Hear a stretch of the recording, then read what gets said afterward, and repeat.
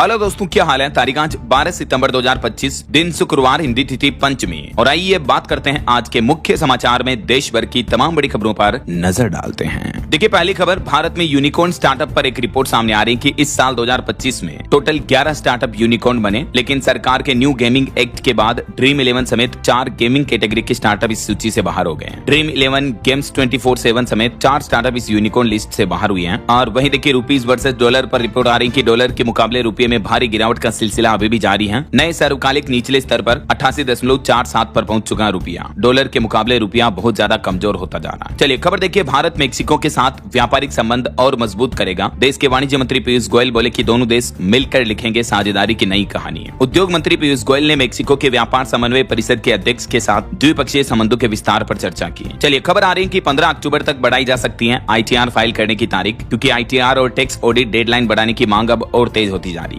Association ने मांग की है कि 15 सितंबर जो अभी लास्ट डेट है उसको बढ़ाकर 15 अक्टूबर किया जाए, 1 महीने की और मोहलत दी जाए। हालांकि अभी तक सरकार ने ऑफिशियल अनाउंसमेंट नहीं किया है, लेकिन अगर एसोसिएशन की मांग को सरकार द्वारा मान ली जाती है तो ये तारीख बढ़ाने की संभावना है। चलिए अगला अपडेट देखिए, GST 2.0 रिफॉर्म के बाद आम जनता के प्रति जवाबदेही और विकास के प्रति प्रतिबद्धता सुनिश्चित करने के लिए सरकार अब नया प्लान कर रही है। महंगाई पर नियंत्रण की नई रणनीति भी बनाई जा रही है। देखिए, इसके लिए एक तो सरकार ने कंपनियों से सामानों की नई कीमतों की लिस्ट भी मांगी है और कहा कि ग्राहकों को कटौती की गई नई और पुरानी कीमतें दोनों दिखाएं। GST 2.0 जो कि 22 सितंबर से लागू होने वाला है, उससे पहले सरकार ने मार्केट में प्रोडक्ट्स बनाने वाली कंपनियों से उनके उत्पादों की नई लिस्ट मांगी है। कंपनियों से सरकार ने कहा कि दुकानों, शोरूम्स पर GST कटौती के बाद नई और पुरानी कीमतें दिखाएं। रिपोर्ट आ रही है दोस्तों की GST रिफॉर्म की वजह से 30 से 35 रुपए तक सस्ती हो सकती है सीमेंट की बोरी भी, जिससे मकान निर्माण की लागत घटेगी, रियल एस्टेट इंडस्ट्री को बढ़ावा मिलेगा। हालांकि नई GST दरों से पैकेज्ड दूध की कीमतों पर कोई असर नहीं पड़ेगा, लेकिन UHT दूध सस्ता होगा। तो कहने का मतलब ये है कि GST बदलाव के बाद भी अमूल वगैरह ये जो डेयरी कंपनी के पैकेज्ड मिल्क आते हैं उनकी रेट्स में कोई गिरावट देखने को नहीं मिलेगी। लेकिन GST दरों में बड़े बदलाव से गेहूं, चावल, आटा, छेनी, पनीर, दवाइयां, जो अनपैकेज्ड दूध वगैरह, ये सारी खाने पीने की चीजें बिल्कुल टैक्स फ्री हो जाएगी। हेल्थ और लाइफ इंश्योरेंस तथा शिक्षा से जुड़ी वस्तुओं पर भी अब GST नहीं लगेगा। हालांकि पैकेज्ड दूध के अलावा अमूल, बिस्लेरी, डाबर समेत आपके घर आने वाले सभी तरह के प्रोडक्ट सस्ते होंगे